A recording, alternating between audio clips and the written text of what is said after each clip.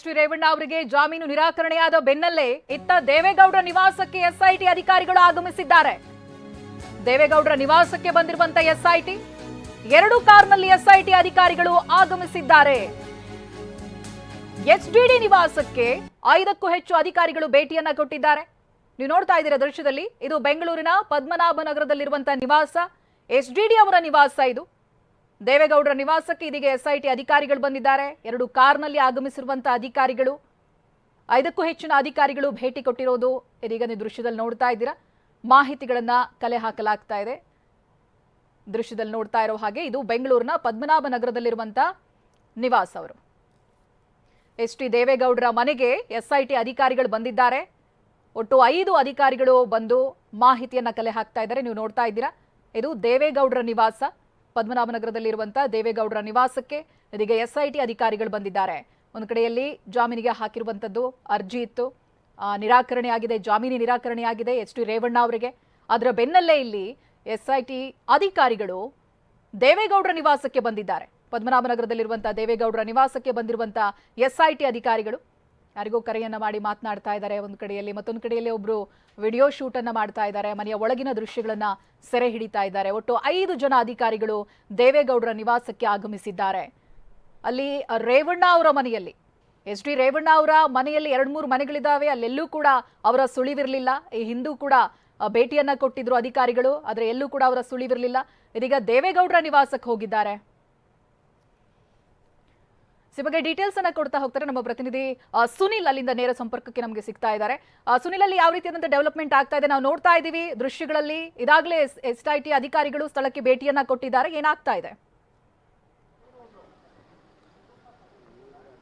ಈಗಾಗಲೇ ರೇವಣ್ಣ ಅವರಿಗೆ ಈಗಾಗಲೇ ಜಾಮೀನು ಅರ್ಜಿ ವಜಾ ಆದ ಹಿನ್ನೆಲೆಯಲ್ಲಿ ಈಗಾಗಲೇ ಎಸ್ಐಟಿ ಅಧಿಕಾರಿಗಳು ದೇವೇಗೌಡರ ನಿವಾಸ ಎಂದೇ ದೇವೇಗೌಡರ ನಗರದ ನಿವಾಸಿಗೆ ಈಗ ಎಸ್ಐಟಿ ಅಧಿಕಾರಿಗಳು ಕೂಡ ಬಂದರೆ, ಯಾವಾಗ ತಕ್ಷಣ ಜಾಮೀನು ವಜಾ ಆಯಿತು, ಅರ್ಜಿ ವಜಾ ಆಯಿತು, ಆ ತಕ್ಷಣ ಅಧಿಕಾರಿಗಳಲ್ಲೇ ಪದ್ಮನಾಭನಗರದಲ್ಲಿದ್ದಂಥ ಅಧಿಕಾರಿಗಳಿಗಾಗಲೇ ದೇವೇಗೌಡರ ನಿವಾಸಕ್ಕೆ ಕೂಡ ಬಂದಿರೋದನ್ನ ಎಡಭಾಗಕ್ಕೆ ನೋಡ್ತಾ ಹೋದ್ರೆ 2 ವಾಹನಗಳಲ್ಲಿ ಈಗಾಗಲೇ ಎಸ್ಐಟಿ ಅಧಿಕಾರಿಗಳು ಬಂದಿದ್ದಾರೆ. ಈಗಾಗಲೇ ಎಸ್ಐಟಿ ಅಧಿಕಾರಿಗಳು ಬಂದು ನೇರವಾಗಿ ದೇವೇಗೌಡರ ಪದ್ಮನಾಭನಗರದಲ್ಲಿರುವಂತಹ ನಿವಾಸಕ್ಕೆ ತೆರಳಿದ್ರೆ ಆ ನಿವಾಸವನ್ನು ಕೂಡ ತೋರಿಸುವಂತ ಪ್ರಯತ್ನವನ್ನು ಕೂಡ ಮಾಡ್ತಾ ಹೋಗ್ತೀನಿ. ನನ್ನ ಹಿಂಭಾಗದಲ್ಲಿ ನೀವು ನೋಡ್ತಾ ಇದ್ರೆ ಜೆ.ಪಿ. ಪದ್ಮನಾಭನಗರಲ್ಲಿರುವಂತಹ ಮಾಜಿ ಪ್ರಧಾನಿ ಎಚ್.ಡಿ. ದೇವೇಗೌಡರ ನಿವಾಸ.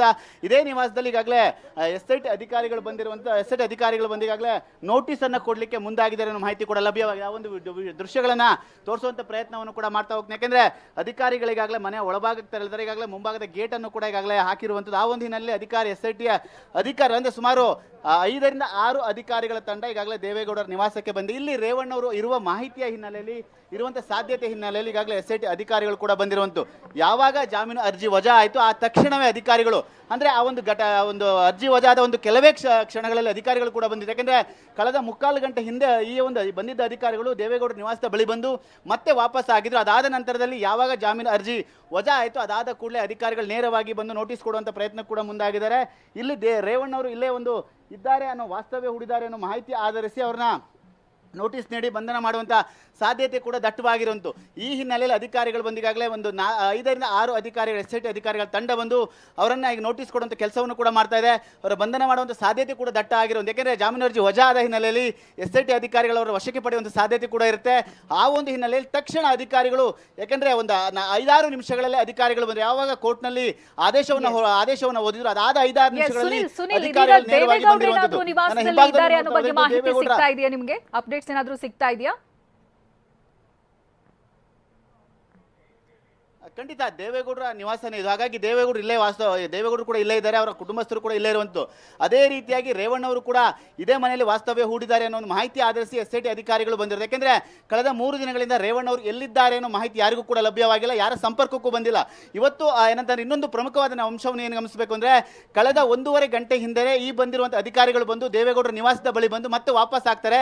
ಅದಾದ ನಂತರದಲ್ಲಿ ಕೋರ್ಟ್ನ ಆದೇಶ ಬಂದ 5 ನಿಮಿಷದ ಒಳಭಾಗದಲ್ಲೇ ಅವರು 5 ನಿಮಿಷದ ಒಳಗಡೆ ನೇರವಾಗಿ ದೇವೇಗೌಡರ ಪದ್ಮನಾಭನಗರ ನಿವಾಸಕ್ಕೆ ಬರ್ತಾರೆ. ನಿವಾಸಕ್ಕೆ ಬಂದು ಈಗಾಗಲೇ 5ರಿಂದ 6 ಅಧಿಕಾರಿಗಳು, ಅದರಲ್ಲಿ ಹಿರಿಯ ಅಧಿಕಾರಿಗಳು ಬಂದಿರೋ ರೀತಿ ಕಂಡು ಬರ್ತಾ ಇದೆ. ಅಧಿಕಾರಿಗಳು ಬಂದು ನೇರವಾಗಿ ಅವರ ಮನೆಗೆ ನೋಟಿಸನ್ನು ಕೂಡ ಇಟ್ಕೊಂಡು ಹೋಗಿರುವಂಥ ದೃಶ್ಯಗಳನ್ನು ಕೂಡ ತೋರಿಸುವಂಥ ಪ್ರಯತ್ನವನ್ನು ಮಾಡ್ತಾ ಇದ್ದಾರೆ. ಯಾಕೆಂದರೆ ಒಂದು ಕಡೆ ಒಳಭಾಗದಲ್ಲಿ ಈಗ ಒಂದು ಕಡೆ ಅವ್ರ ಕಡೆ ಒಂದು ಪೊಲೀಸರು ಕೂಡ ಇರುವಂಥ, ಮತ್ತು ನೀವು ದೃಶ್ಯದಲ್ಲಿ ಏನು ಗಮನಿಸ್ತಾ ಇದ್ರಿ, ಅಧಿಕಾರಿಗಳು ಕೂಡ SIT ಅಧಿಕಾರಿಗಳು ಅವರ ಮನೆ ಹೊರಭಾಗದಲ್ಲಿ ಇರುವಂಥ ದೃಶ್ಯಗಳು ಕೂಡ ಕಂಡು ಬರ್ತಾರೆ. ಒಂದು ಕಡೆ ದೇವೇಗೌಡರ ನಿವಾಸಕ್ಕೆ ಭದ್ರತೆ ನೀಡುವಂಥ ಸಿಬ್ಬಂದಿಗಳು ಒಂದು ಕಡೆ ಆದರೆ, SIT ಅಧಿಕಾರಿಗಳು ಕೂಡ ದೇವೇಗೌಡರ ನಿವಾಸದ ಮುಂಭಾಗದಲ್ಲಿ ನಿಂತಿದ್ದಾರೆ. ಡೋರ್ನ ಮುಂಭಾಗದಲ್ಲಿ ನಿಂತಿರುವಂಥ ಆ ಒಂದು ಹಿನ್ನೆಲೆಯಲ್ಲಿ ಯಾವುದೇ ಕ್ಷಣದಲ್ಲಿ ರೇವಣ್ಣ ಅವರು ಇದೇ ನಿವಾಸದಲ್ಲಿ ಇದ್ದರೆ, ದೇವೇಗೌಡರು ಮನೆಯಲ್ಲಿ ಇದ್ದರೆ ಅವ್ರನ್ನ ವಶಕ್ಕೆ ಪಡೆಯುವಂಥ ಸಾಧ್ಯತೆ ಕೂಡ ದಟ್ಟವಾಗಿದೆ. ಯಾಕೆಂದರೆ 2 ವಾಹನಗಳಲ್ಲಿ ಬಂದಿರುವ ಅಧಿಕಾರಿಗಳು ಎಲ್ಲ ರೀತಿಯ ಸಿದ್ಧತೆಗಳನ್ನ ಕೂಡ ಮಾಡ್ಕೊಂಡು ಬಂದರೆ, ಪ್ರಮುಖವಾಗಿ ಕೇವಲ ಅಧಿಕಾರಿಗಳು ಬಂದು ಇಲ್ಲಿ ಹಿರಿಯ ಅಧಿಕಾರಿಗಳು ಕೂಡ ಬಂದಿರುವಂಥ SIT ತಂಡದ ಹಿರಿಯ ಅಧಿಕಾರಿಗಳು ಕೂಡ ಬಂದಿರುವಂಥದ್ದು. ಹಾಗಾಗಿ ಯಾವುದೇ ಕ್ಷಣದಲ್ಲಿ ಬೇಕಾದರೂ ಕೂಡ ದೇವೇಗೌಡರ ನಿವಾಸದಲ್ಲಿ ಏನಾದರೂ ರೇವಣ್ಣ ಅವರು ಇದ್ರೆ ಅವ್ರನ್ನ ವಶಕ್ಕೆ ಪಡೆಯುವಂಥ ಸಾಧ್ಯತೆ ಕೂಡ ದಟ್ಟವಾಗಿದೆ. ಆವಾಗ ಜಾಮೀನು ಅರ್ಜಿ ವಜಾ ಆಯಿತು. ಆ ಒಂದು ಹಿನ್ನೆಲೆ ತಕ್ಷಣ 5 ನಿಮಿಷದಲ್ಲೇ ಅಧಿಕಾರಿಗಳು ಬಂದು ಈಗಾಗಲೇ ಅವ್ರು ನೋಟಿಸ್ ಕೊಡುವಂಥ ಕೆಲಸವನ್ನು ಕೂಡ ಮಾಡ್ತಾ ಇದ್ದಾರೆ. ಮತ್ತಷ್ಟು ಅಧಿಕಾರಿಗಳು ಅವ್ರನ್ನ ನಿವಾಸದ ಒಳಭಾಗಕ್ಕೆ ಹೋಗಿದ್ದಾರೆ ಅನ್ನೋ ಮಾಹಿತಿ ಕೂಡ ಲಭ್ಯವಾಗಿದೆ. ಯಾಕೆಂದರೆ ದೇವೇಗೌಡರು ಕೂಡ ಇದೇ ನಿವಾಸದಲ್ಲಿ ವಾಸವಾಗಿರುವಂಥದ್ದು, ಇದೇ ನಿವಾಸದಲ್ಲಿ ರೇವಣ್ಣ ಅವರು ಇರಬಹುದು ಅನ್ನೋ ಒಂದು ಶಂಕೆ ಮೇರೆಗೆ, ಅನುಮಾನದ ಮೇರೆಗೆ ಇಲ್ಲಿ ಬಂದಿರುವಂಥದ್ದು. ಆ ಒಂದು ಹಿನ್ನೆಲೆಯಲ್ಲಿ ಏನಾದ್ರೆ ಒಂದು ಪಕ್ಷದಲ್ಲಿ ರೇವಣ್ಣ ಅವರು ಇದ್ದರೆ ಕೆಲವೇ ಹೊತ್ತಿನಲ್ಲಿ ಅವ್ರನ್ನ ವಶಕ್ಕೆ ಪಡೆಯುವಂಥ ಸಾಧ್ಯತೆ ಕೂಡ. ಆದರೆ ಇನ್ನೊಂದು ಪ್ರಮುಖವಾಗಿ ಈಗ ಜಾಮೀನು ಅರ್ಜಿ ಒಂದು ಕಡೆ ವಜಾ ಆಗಿರುವಂಥದ್ದು, ಇನ್ನೊಂದು ಕಡೆ ಪ್ರಮುಖವಾಗಿ ಅವರು ಶಾಸಕರಾದ ಹಿನ್ನೆಲೆಯಲ್ಲಿ ಒಂದು ಕಡೆ ಸ್ಪೀಕರ್ ಅವರ ಪರ್ಮಿಷನ್ ಅನ್ನು ಪಡೆಯುವಂಥ ಸಾಧ್ಯತೆ ಕೂಡ ದಟ್ಟವಾಗಿಲ್ಲ. ಅಂದರೆ ಸ್ಪೀಕರ್ ಅವರಿಗೆ ಒಂದು ಮಾಹಿತಿಯನ್ನು ಕೂಡ ಕೊಡುವಂಥ ಸಾಧ್ಯತೆ. ಯಾಕೆಂದರೆ ರೇವಣ್ಣ ಅವರು ಜನಪ್ರತಿನಿಧಿ ಆದ ಹಿನ್ನೆಲೆಯಲ್ಲಿ ಅವರನ್ನ ಸ್ಪೀಕರ್ ಅಂಡರಲ್ಲಿ ಅಡಿಯಲ್ಲಿ ಬರುವ ಹಿನ್ನೆಲೆಯಲ್ಲಿ ಸ್ಪೀಕರ್ ಅವರಿಗೂ ಕೂಡ ಮಾಹಿತಿಯನ್ನು ಕೂಡ ನೀಡುವಂಥ ಸಾಧ್ಯತೆ ಕೂಡ ದಟ್ಟವಾಗಿರೋದು. ಇನ್ನೇನು ಅಧಿಕಾರಿಗಳು ಕೂಡ ಕಳೆದ 10 ನಿಮಿಷಗಳಿಂದ ದೇವೇಗೌಡರ ನಿವಾಸದಲ್ಲಿ ನೋಟಿಸನ್ನು ಕೂಡ ಕೊಡ್ಲಿಕ್ಕೆ ಹೋಗಿದ್ದಾರೆ. ಅಲ್ಲಿ ರೇವಣ್ಣ ಅವರು ಇದ್ದರೆ ಅವ್ರನ್ನ ವಶಕ್ಕೆ ಪಡೆಯುವಂಥ ಸಾಧ್ಯತೆ ಕೂಡ ದಟ್ಟವಾಗಿರುವಂಥದ್ದನ್ನು ಹಿಂಭಾಗದಲ್ಲಿ ನೋಡ್ತಾ ಇದ್ರೆ ಪೊಲೀಸ್ ಬಂದೋಬಸ್ತನ್ನು ಕೂಡ ಮಾಡ್ಕೊಂಡಿದ್ದಾರೆ.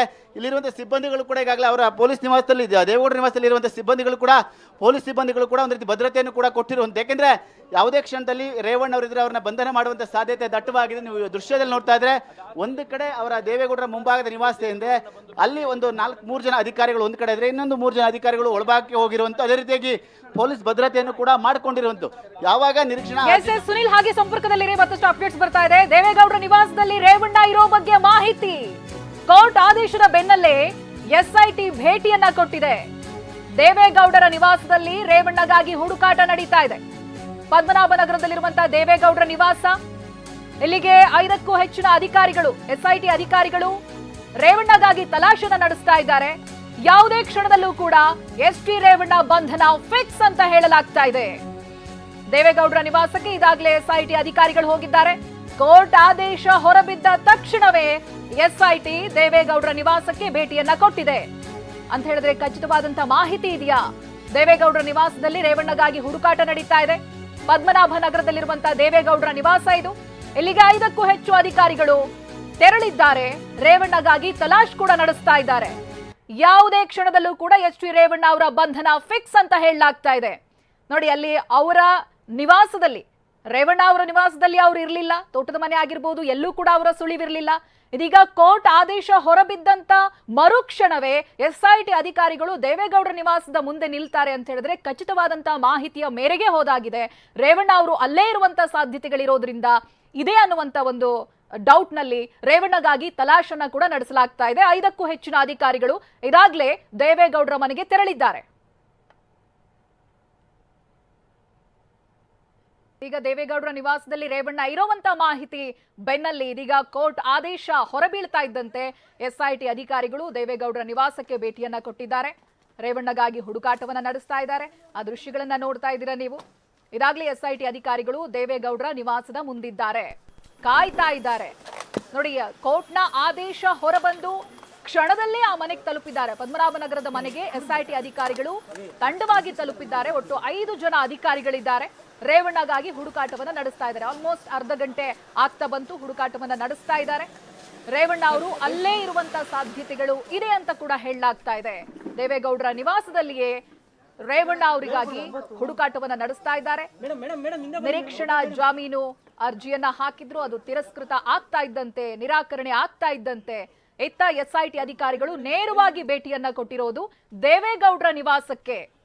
ಬೇರೆಲ್ಲೂ ಕೂಡ ರೇವಣ್ಣ ಅವರ ಸುಳಿವು ಸಿಕ್ಕಿರ್ಲಿಲ್ಲ ಈ ಹಿಂದೆ ಹುಡುಕಾಡಿದಂತೆ. ಹಾಗಾಗಿ ದೇವೇಗೌಡರ ನಿವಾಸಕ್ಕೆ ನೇರವಾಗಿ SIT ಅಧಿಕಾರಿಗಳು ಹೋಗಿರೋದು ನೋಡಿದ್ರೆ, ಅಲ್ಲೇ ಕಾಯ್ತಾ ಇರೋದನ್ನ ನೋಡಿದ್ರೆ, ಹುಡುಕಾಟವನ್ನ ನಡೆಸ್ತಾ ಇರೋದನ್ನ ನೋಡಿದ್ರೆ ಖಂಡಿತವಾಗಿಯೂ ST ರೇವಣ್ಣ ಅವರು ಇಲ್ಲೇ ಇರಬಹುದಾ ಅನ್ನುವಂತ ಪ್ರಶ್ನೆ ಕಾಡ್ತಾ ಇದೆ. ದೇವೇಗೌಡರ ನಿವಾಸದ ಮುಂದಿರುವಂತ SIT ಅಧಿಕಾರಿಗಳ ದೃಶ್ಯಗಳನ್ನ ನೋಡ್ತಾ ಇದ್ದೀರಾ ನೀವು. ಕಾಯ್ತಾ ಇದ್ದಾರೆ. ಹೊರಗಡೆ ಕಾಯ್ತಾ ಇದ್ದಾರೆ. ಮತ್ತೊಂದಷ್ಟು ಜನ ಹೇಳೋ ಪ್ರಕಾರವಾಗಿ ಇದಾಗಲೇ ಮನೆಯ ಒಳಗಡೆಗೂ ಕೂಡ ಹೋಗಿದ್ದಾರೆ ಅನ್ನುವಂಥದ್ದು. SIT ಅಧಿಕಾರಿಗಳು ರೇವಣ್ಣಗಾಗಿ ಹುಡುಕಾಟವನ್ನು ನಡೆಸ್ತಾ ಇದ್ದಾರೆ ದೇವೇಗೌಡರ ಮನೆಯಲ್ಲಿ ಅಂತ. ಇನ್ನು ಯಾವುದೇ ಕ್ಷಣದಲ್ಲಿ SP ರೇವಣ್ಣ ಬಂಧನ ಸಾಧ್ಯತೆ ಇದೆ. ಜಾಮೀನು ನಿರಾಕರಣೆಯಾಗಿದೆ. ಯಾವುದೇ ಕ್ಷಣದಲ್ಲೂ ಕೂಡ ಬಂಧನದ ಸಾಧ್ಯತೆ ಇದೆ. SD ರೇವಣ್ಣಗಾಗಿ SIT ಅಧಿಕಾರಿಗಳು ಹುಡುಕಾಟವನ್ನು ನಡೆಸ್ತಾ ಇದ್ದಾರೆ. SP ರೇವಣ್ಣ ಸಿಕ್ಕ ತಕ್ಷಣವೇ ಅರೆಸ್ಟ್ ಮಾಡ್ತಾರೆ. ಯಾವುದೇ ಕ್ಷಣದಲ್ಲಾದ್ರೂ SP ರೇವಣ್ಣ ಅರೆಸ್ಟ್ ಆಗುವಂತ ಸಾಧ್ಯತೆ ಇದೆ. ಯಾವುದೇ ಕ್ಷಣದಲ್ಲೂ SP ರೇವಣ್ಣ ಬಂಧನ ಮಾಡುವಂತ ಸಾಧ್ಯತೆ ಇದೆ. SIT ಅಧಿಕಾರಿಗಳಿಂದ ಹುಡುಕಾಟ ನಡೀತಾ ಇದೆ SP ರೇವಣ್ಣ ಅವ್ರಿಗಾಗಿ. ಸಿಕ್ಕ ತಕ್ಷಣವೇ ಅರೆಸ್ಟ್ ಮಾಡ್ತಾರೆ SIT ಅಧಿಕಾರಿಗಳು. ಅದು ಯಾವ ಕ್ಷಣದಲ್ಲಿ ಬೇಕಿದ್ರೂ ಆಗಬಹುದು. ಕೋರ್ಟ್ನ ಜಾಮೀನು ನಿರಾಕರಣೆಯಾದ ತಕ್ಷಣಕ್ಕೆ SIT ಅಧಿಕಾರಿಗಳು ಭೇಟಿ ಕೊಟ್ಟಿರೋದು ದೇವೇಗೌಡರ ಮನೆಗೇನೆ. ನೇರವಾಗಿ ಅವರ ನಿವಾಸಕ್ಕೆ ಹೋಗ್ತಾರೆ. ನೋಡ್ತಾ ಇದ್ದೀರಾ ನೀವು ಯಾವ ರೀತಿಯಾಗಿ ಪರಿಶೀಲನೆ ನಡೆಸ್ತಾ ಇದ್ದಾರೆ ಅಂತ. 5ಕ್ಕೂ ಹೆಚ್ಚಿನ ಅಧಿಕಾರಿಗಳ ತಂಡ ದೇವೇಗೌಡರ ನಿವಾಸಕ್ಕೆ ಹೋಗಿರೋದು. ಅಲ್ಲಿ SP ರೇವಣ್ಣಗಾಗಿ ಹುಡುಕಾಟವನ್ನು ನಡೆಸ್ತಾ ಇದ್ದಾರೆ. ಈ ಬಗ್ಗೆ ಡೀಟೇಲ್ಸ್ ಅನ್ನ ಕೊಡ್ತಾರೆ ನಮ್ಮ ಪ್ರತಿನಿಧಿ ಕಿರಣ್, ನೇರ ಸಂಪರ್ಕದಲ್ಲಿದ್ದಾರೆ. ಕಿರಣ್, ಇದೀಗ ಒಂದ್ ಕಡೆಯಲ್ಲಿ ಕೋರ್ಟ್ನಿಂದ ಜಾಮೀನು ನಿರಾಕರಣೆಯಾದ ತಕ್ಷಣಕ್ಕೆ ಬೇರೆಲ್ಲೂ ಹೋಗಿಲ್ಲ SIT ಅಧಿಕಾರಿಗಳು, ನೇರವಾಗಿ ಭೇಟಿ ಕೊಟ್ಟಿರೋದು ದೇವೇಗೌಡರ ಮನೆಯಲ್ಲಿ ಅಂತ ಹೇಳಿದ್ರೆ ನಿಖರವಾದಂತ ಮಾಹಿತಿ ಇರೋದು ಇದೆಯಾ ಅನ್ನುವಂಥದ್ದು ಪ್ರಶ್ನೆಯಾಗಿ ಕಾಡುತ್ತೆ.